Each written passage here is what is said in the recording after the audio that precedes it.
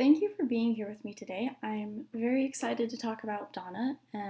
She is a delight to have in class. She always contributes by wanting to help the other students, and I've noticed that she'll finish her work and ask, "Can I please go help other people?" Or she'll just start doing it, which is amazing. She just loves to find ways to help the other students. She always is very attentive in our lessons, and I can count on her to give really good answers when I ask questions as I'm teaching. Um, and overall, she just is a great contributor, so we're really glad to have her. I have been working with Donna over the last few weeks, especially in the areas of reading and writing, to see about where she's at and what things are going well and what things she can keep working on. And I found a lot of really good things. So I'm going to tell you about some of the assessments I did with her so you can understand what it was I was doing, and then I'll tell you what the takeaway from it is. And just starting with some of the things she did really well. The first thing we did was an interview in which I asked her questions about what she thinks of what it means to be a reader. That just like, how do you like reading, and what do you do when you don't know words? Questions like that just told me what her attitude towards reading is. And the great thing there is that she loves to read. She gave herself a 5 on how she considers a 5 out of 5 of how she considers herself as a reader, which is really great. It just means that she enjoys it. It's something she has a good attitude towards, which makes her just do a better job at it. So that was really fun to talk with her about. One of the other assessments we did was something called a sentence dictation, which just meant that I read her a sentence, and then I read it through once just so that she could hear it, and I read it through again, having her listen and write down every single word as best as she can. I didn't help her with any of the spelling. I just wanted her to sound it out as best she could. And this helped me to see her ability to combine sounds and then how we write them as letters. Looking for those relationships. And what I found is that she's very logical and knows which sounds different letters can make. This doesn't mean that her spelling always comes out in a conventional way. For example, she spelled today Toda, but that's perfect because it shows that she's recognizing that the A can say A. So even though she doesn't know all of the spelling patterns there are to know yet, which is not something I would expect her to, she shows that she's starting to grasp those sound letter relationships really well. And I was very happy to see it.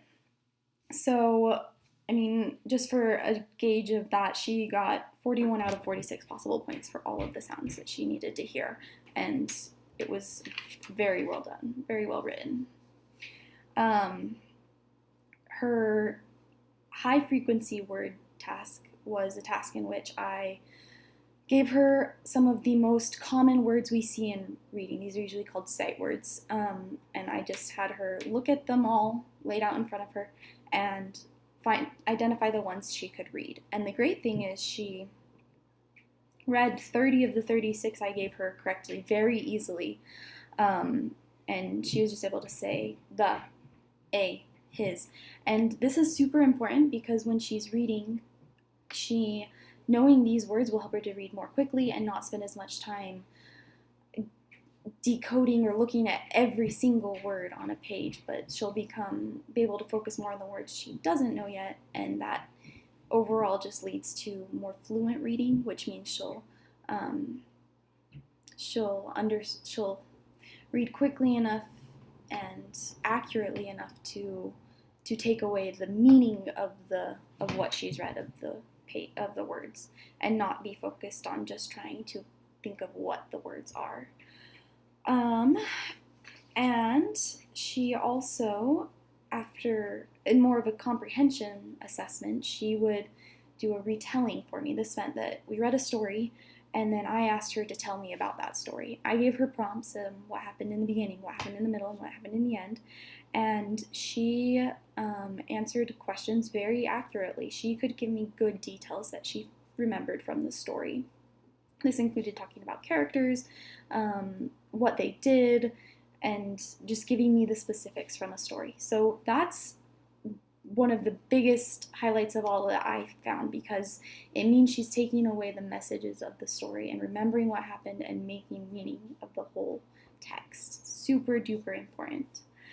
As far as some takeaways with those go, I think in the spelling, in the spelling, she will be able to continue improving as she just works on playing with words at home and seeing them more often, because that helps her to recognize the patterns and use them in her own writing. So at home, I'll be sending home like word cards in groups that have relationships. For example, words that follow patterns: chunk, bunk, hunk, and she can like play with those words to find the patterns, and all by herself. Sometimes she might choose to put them in groups of what has the same beginning letter, or groups of what has the same letters at the end. That'll really just give her a good feel for how words work. And in school, we'll be doing similar things. We'll be taking a word and practice playing with it to make a new word, so that she can see where those changes in letters come with the different sounds. And with those sight words, the ones that are important to know because she'll be seeing them a lot, I just want her to get as much exposure to reading and spelling them as possible. So some suggestions I would have is, if with like letter magnets, playing with those on the fridge to spell words like and, the, him, my, and just practice putting those together. Or with Play-Doh, she can just use like a toothpick to write the words out in the Play-Doh. These are all really fun ways that she'll feel like she's still getting to play around with manipulatives, or like objects, but that will still help her to practice those important concepts.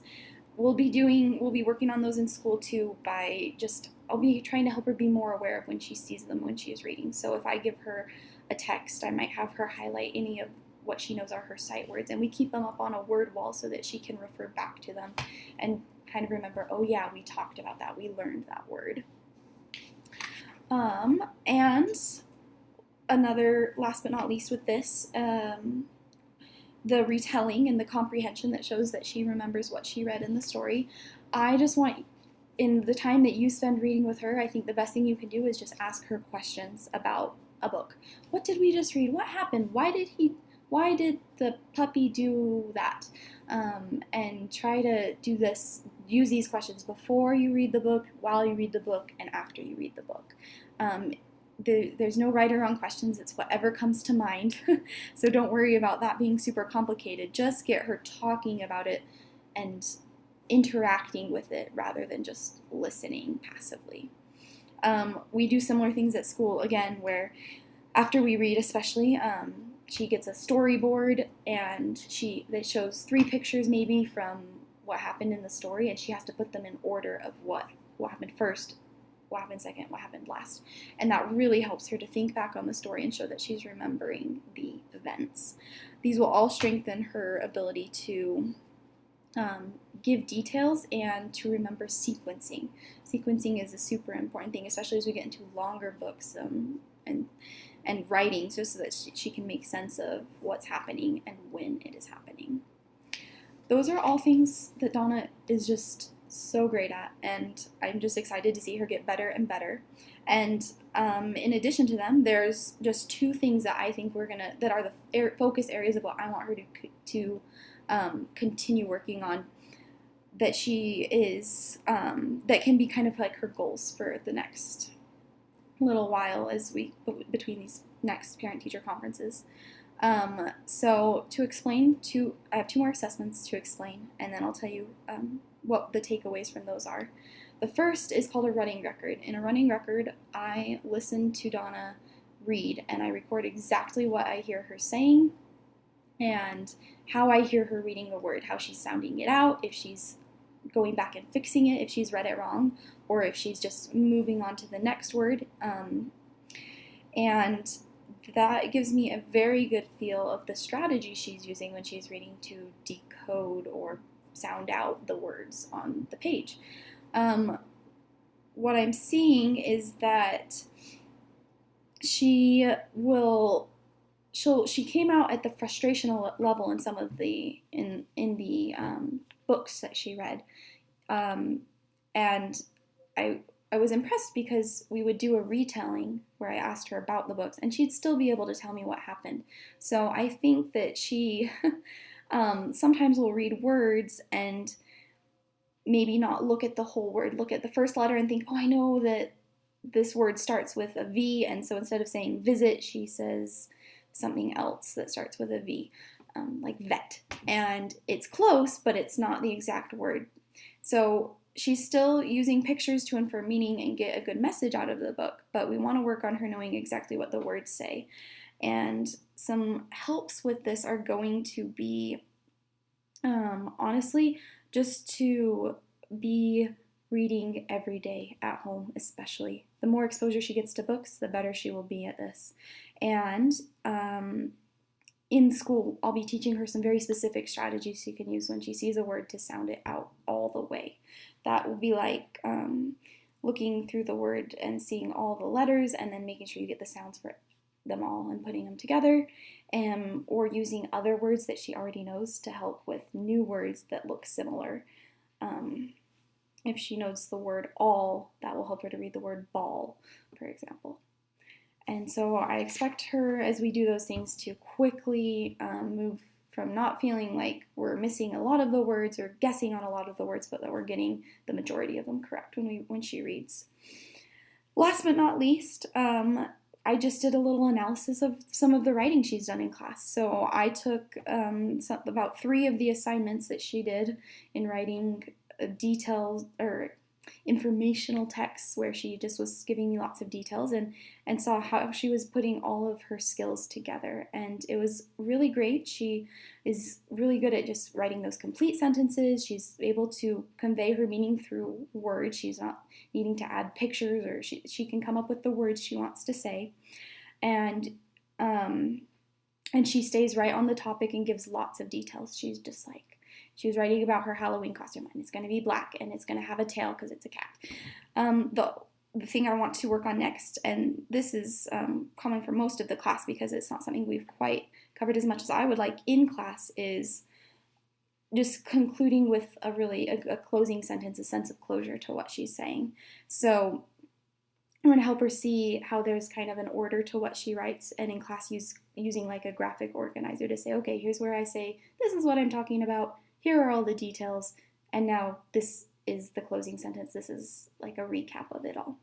And so I want her at home just to simply take that home, share it with you, and if you can tell her, oh, I love that you did this, or what you see, ask questions if something doesn't make sense. That'll really help her to understand that she has an audience who needs to understand, and that not everything in her head goes onto the paper, but it needs to, so that someone who's reading what she writes can understand it. And that is where that organization is so important, and she'll start to see that the more she talks about her writing.